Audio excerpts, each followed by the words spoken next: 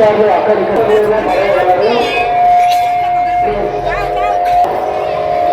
పడేయగలరు. సమస్య రామ్ చరణ్ గారికి తెలియాల విధంగా విషయాలు అక్కడిక్కడ పడేయకుండా ట్రాక్టర్ ఏర్పాటు చేయడంలో పడవేయగలరు.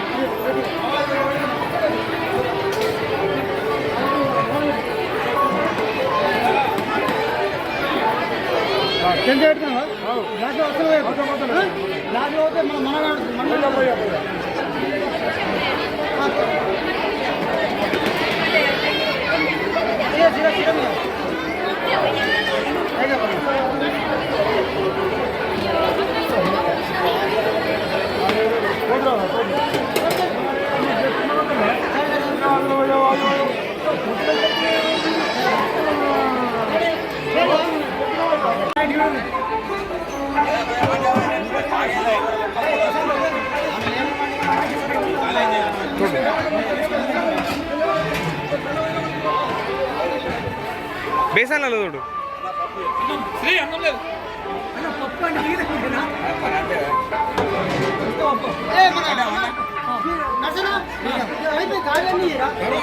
బస్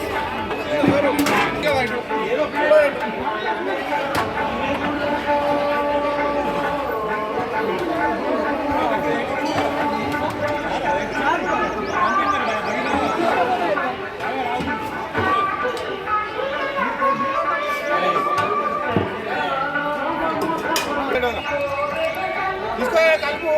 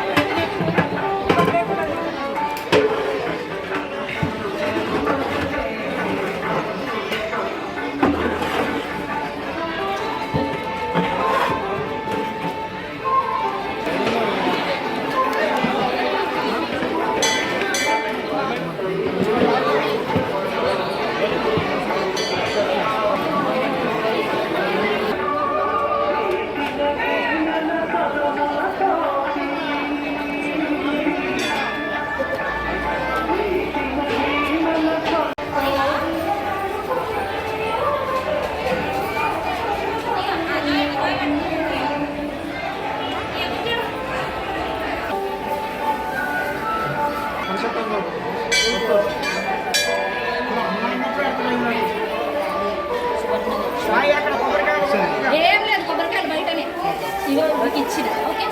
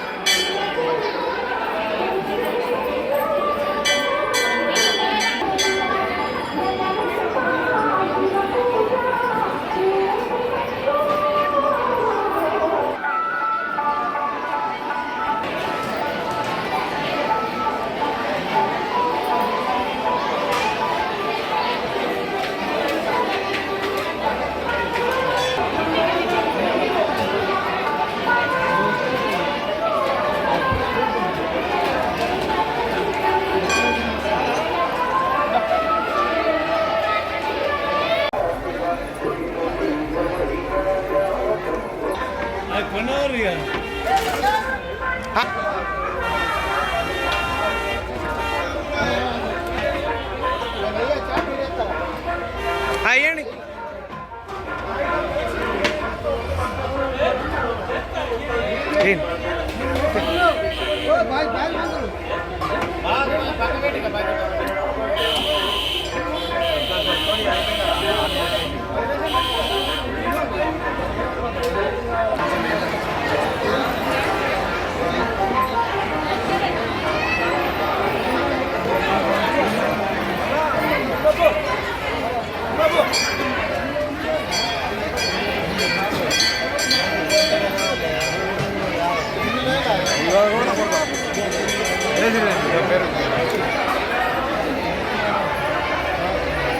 ఇట్లా ఉండాలి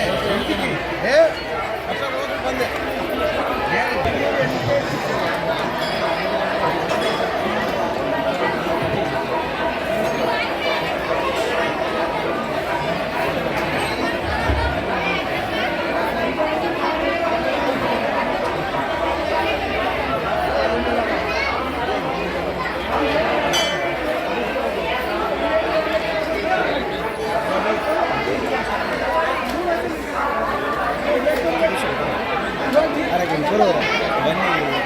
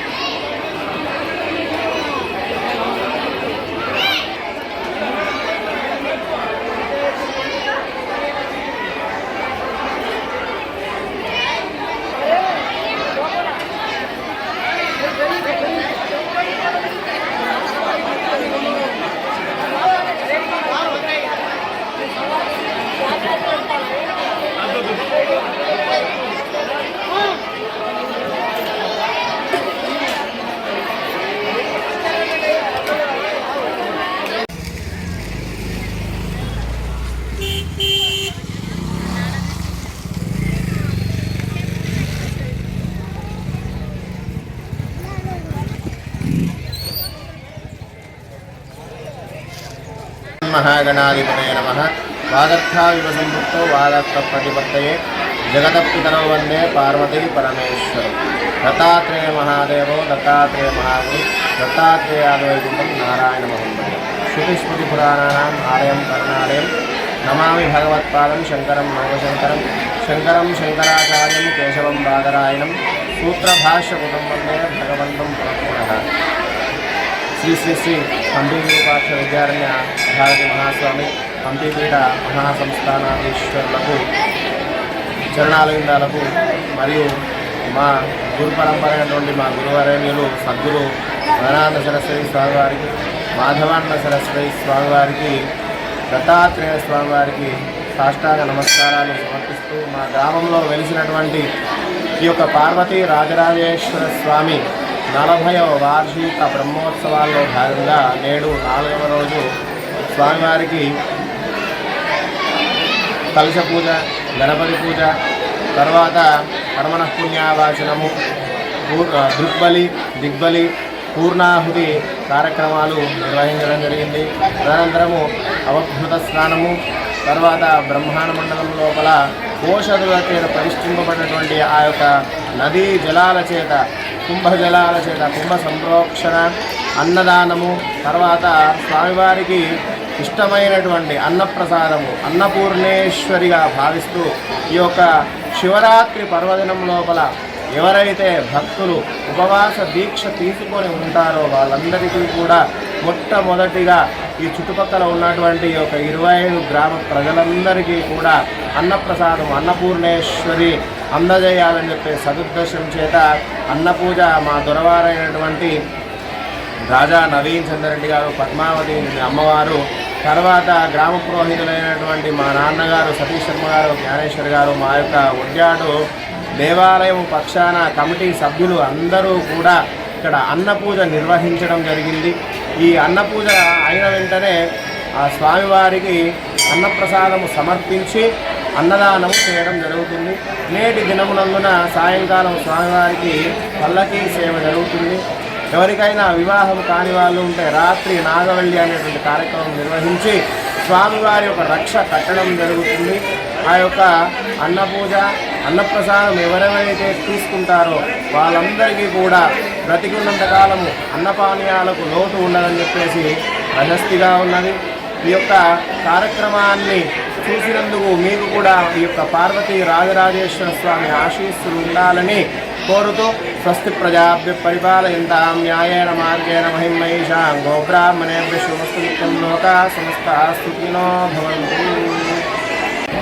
ఈ యొక్క మహాశివరాత్రి పర్వదినాన్ని పురస్కరించుకొని పరమేశ్వరుడు అమ్మవారితో చెప్పినటువంటి మాట ఏంటంటే, ఈ యొక్క మహాశివరాత్రి రోజు ఉపవాసము అంటే భగవంతుడికి దగ్గరగా ఉండడం, మన ఇంద్రియాలన్నిటినీ కూడా మన యొక్క నియంత్రణలో ఉంచుకొని భగవంతుడికి దగ్గరగా ఉండడమే ఉపవాసము. ఆ యొక్క భగవంతుడికి ఆహారము తీసుకోకుండా అన్నపానీయాలు ఒక్కరోజు ఆ యొక్క భగవంతుడికి అభిషేకం చేస్తూ ఎవరైతే ఉంటారో వాళ్లకు తెల్లవారుజామునే యొక్క అన్నపూర్ణేశ్వరి ప్రసాదము అందజేయబడుతుంది అని చెప్పేసి ఆ యొక్క పరమేశ్వరుడు పార్వతీదేవితో చెప్పినటువంటి ఈ యొక్క వృత్తాంతము. ఎవరైతే శంకరుడికి పార్వతికి శివరాత్రి రోజున ఆ యొక్క అన్నపానీయాలు తీసుకోకుండా స్వామివారి భక్తితో సేవలో ఎవరైతే ఉంటారో వాళ్ళ ఇంటి వద్దకే అన్నపూర్ణేశ్వరి అమ్మవారిని పంపుతాను నేను అని ఆ యొక్క భగవంతుడు శంకరుడు చెప్పినటువంటి వృత్తాంతము. మరి యొక్క కళ్యాణంలో భాగంగా ఎవరైతే పార్వతీ రాజరాజేశ్వర స్వామి లీలా వినోద కళ్యాణమును ఎవరైతే తిలకిస్తారో, ఎవరైతే చూస్తారో వాళ్ళందరికీ కూడా కళ్యాణం లేని వారి కళ్యాణము, సంతానం లేని సంతానం కలుగుతుంది ప్రశస్తి. మరి ఎందుకు ఈ యొక్క భగవంతుడికి ప్రతినిత్యము నిత్యోత్సవము, మాసోత్సవము, పక్షోత్సవము, సంవత్సరోత్సవము, అయనోత్సవము ఇవన్నీ ఏవేవైతే చేస్తారో ఎందుకు చేయాలి?